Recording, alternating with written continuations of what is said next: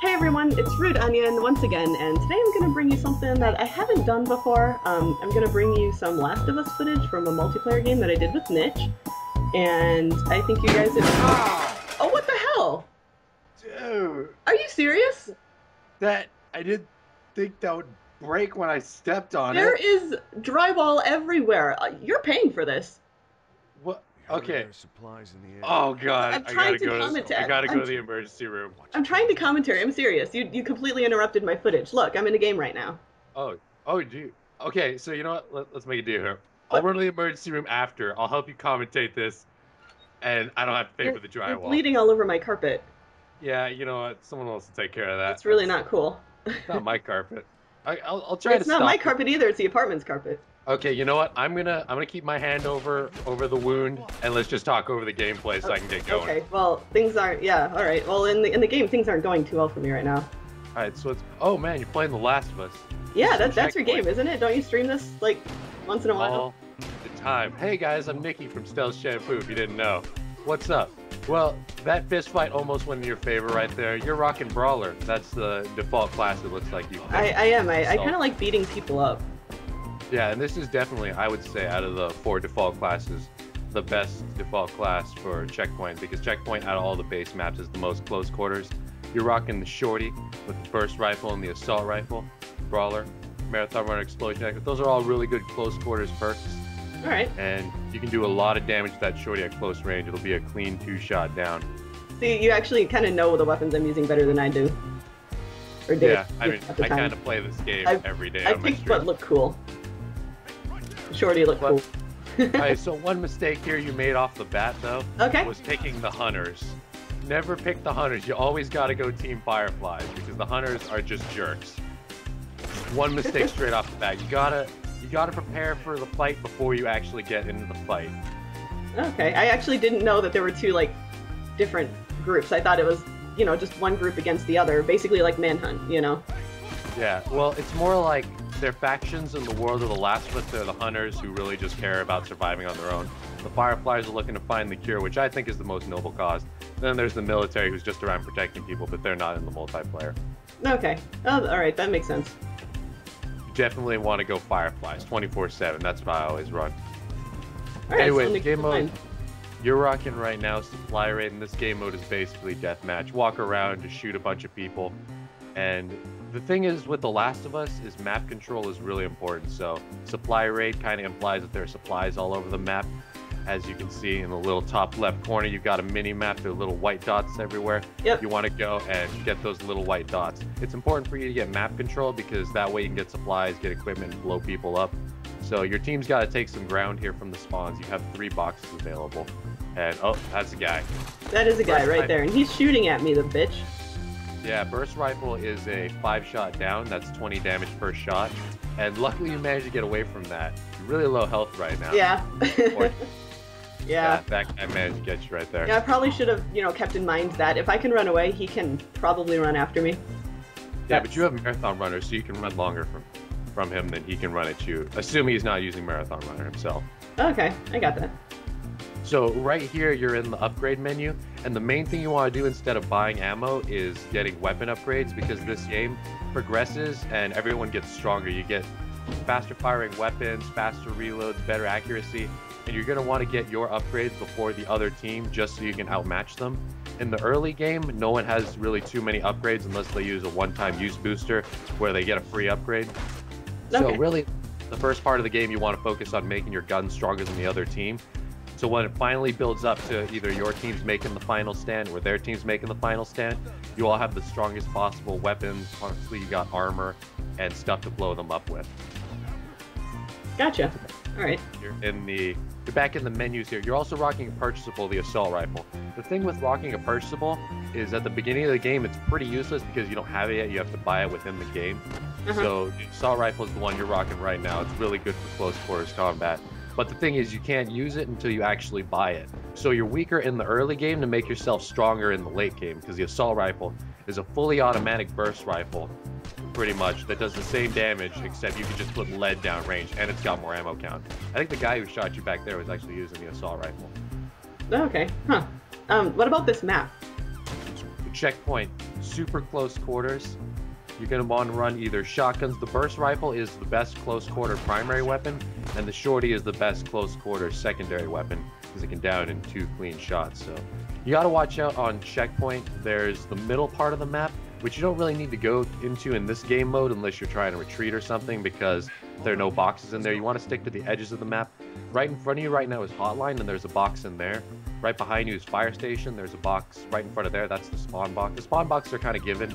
There's one in front of fire station, one in front of theater where you initially spawn, and then on the opposite side in front of convenience store, there's a box chilling over there, which you got to take ground over there. You can really quickly run into fire station, grab that box as well as hotline, get that box, and then fight the enemy team for the box across the map for your supplies. Alright. I thought, even when I just went into this game, I thought it was just kind of a regular, you know, deathmatch, not... Yeah. A lot about this game is taking ground in all the game modes. If the enemy team is pushed back, they don't have explosives, that's going to cause them to camp. But if they're camping, you can flush them out with the explosives you made by taking the boxes. Right, okay, gotcha. So there's actually a lot of kind of strategic thinking that goes into this multiplayer, huh? This is especially strategic. Ooh, face check, by the way. The shorty face check is awesome because you can just totally take someone's face off as he did. Well, it was kind of more of a back of the head. Yeah, I mean, it goes through the front of their face. This guy, clean 2-shot down with the shorty right there. If you upgrade the shorty, it has a faster rate of fire, so you get down to even faster. This is a true face right here. There's a true one. I had to get some of those in there just for you. Yeah, there's just blood all over the place. Kind of like in your apartment right now. Sorry. Yeah, you're cleaning that up, by the way. Starting to sting a little bit. You're cleaning that up before you leave. I'll be okay. Anyway, so you have 690 parts right now. That's enough to upgrade one of your guns, but you should probably keep in mind, if you want to get your guns upgraded, you're running level 0 everything. The guns go up to level 2, and it's really helpful at their max level because then you can outshoot a lot of people who have lower level guns. Right, okay. Can you explain armor for a second? Yeah, so armor allows you to take more hits. They are going to nerf armor in a future update, but basically, say you're running the revolver is a 3-shot down. If you're wearing armor, it takes 5 shots to kill. And say someone's running the military sniper, they can pop your head clean off. So it's not just armor, you also get a helmet, but your helmet will actually protect you from getting completely wrecked. So buying armor is really important. I personally prefer to go for the weapon upgrades first and then armor, but if you're getting shot a lot, definitely get armor first, or if they're using high-powered weapons, you're going to want to go for armor, so you don't just completely get demolished. True. I mean, when I started out in the game, I didn't even know that there was any sort of armor configuration. I'm so used to multiplayer games where everyone has the same health. You know, like Assassin's Creed, you don't really have health. It's either you're dead or you're alive. Oh, yeah. So I'm so used to that mentality of, you know, using just the environment, not, you know, building up your own armor or upgrading weapons or anything like that. So it's a different kind of mindset to get into. Yeah, this game's a lot about gaining momentum and working together with your team. You and Nick are the last ones alive here. And this is the final stand I was talking about where you want to get those. Oh man, that was a good 3-shot down right there. So you guys are holding out here in the fire station, and this is what I'm talking about. You build up to this end game where either you're making the last stand trying to clutch it, or you're just trying to finish out the enemy. Right now, since you're in fire station, which is a really common place for people to hold out at the end, you actually could go for the box in front of fire station. And since Niche is down right now, if you're the last person alive, you get a ton of equipment by hitting the box. A lot of bombs, Molotovs, machetes, ammo, so you got a ton of equipment to finish off the enemy team if you go and hop out for that box again. Is that the one towards the center of the map you were talking about? It's right in front of you. If you were to jump out this window, you can hit it right now. Alright. But what you want to do is not be pinned down in this fire station now that the enemies don't seem to be going for you right now, and the fire station, you don't really have too much to back up to. This is the edge of the map, so you kind of want to have a fallback area. Gotcha. And also, you have almost 1,600 parts, so since you're running that assault rifle, you haven't bought it yet. What I would do is just get so much assault rifle ammo, and you can literally spray down the entire enemy team. And then maybe take a few more of them out with your burst rifle or shorty if needed, because you're running 3 weapons. Right. One of the downsides, though, with the default classes is they don't utilize all of the loadout points, which they'll change in a future update. You're only using like 8 or 10, and the problem with that is the other team, if they're max level or past week 12, have 13 loadout points. That's one downside of using the default classes. Okay. So if this was you, you know, you got like, what, a couple of their guys it's down to one person, just you, where would you go to? I would be moving around the map. So they already knew you were in top fire station. Just kind of rotate around, keep them guessing where you're at. Put bombs down, so hopefully someone will step on that. You'll get a free kill. Also, you know, get your purchasable. Maybe you could have held out better back there. Sprayed a bunch of them down, then moved buildings, and maybe thrown a Molotov or two at them, taking out the last 5. But, yeah, that was a decent try back there. You did finish second on the team with 7 downs, 7 deaths, 6 executions. This is all right. Yeah, that's one of my better games too. You would have done better for sure if you were a Firefly. Just keep that in mind in the future for sure. Okay. I didn't even notice the thing at the beginning saying. Yeah, you pick Hunter or Firefly. Okay. All right. That's something to keep in mind then.